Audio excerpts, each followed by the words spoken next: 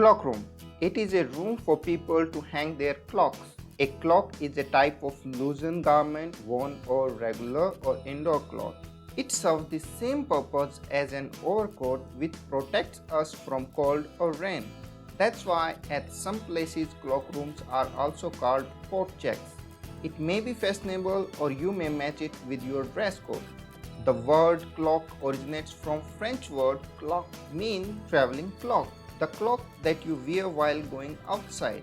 Over the time, this concept has been evolved and you can also put your bags and other personal things along with your coats. Like in India, you will find cloakrooms at all major stations where you could keep your luggage for a specific amount of time.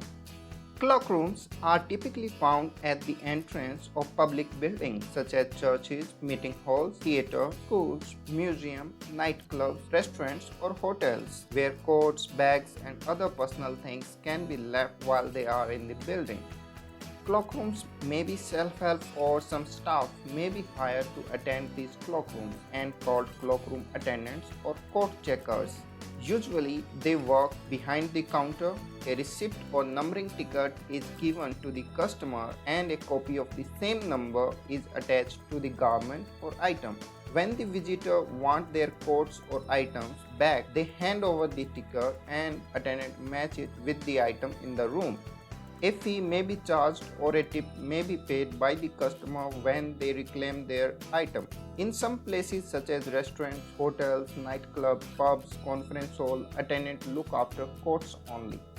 In some parts of UK, a cloakroom may also refer to as lavatory. Lavatory is a type of small toilet with sanitation fixture for urination and defecation. It also includes a sink, mirror with soap, hand dryer or towel, etc.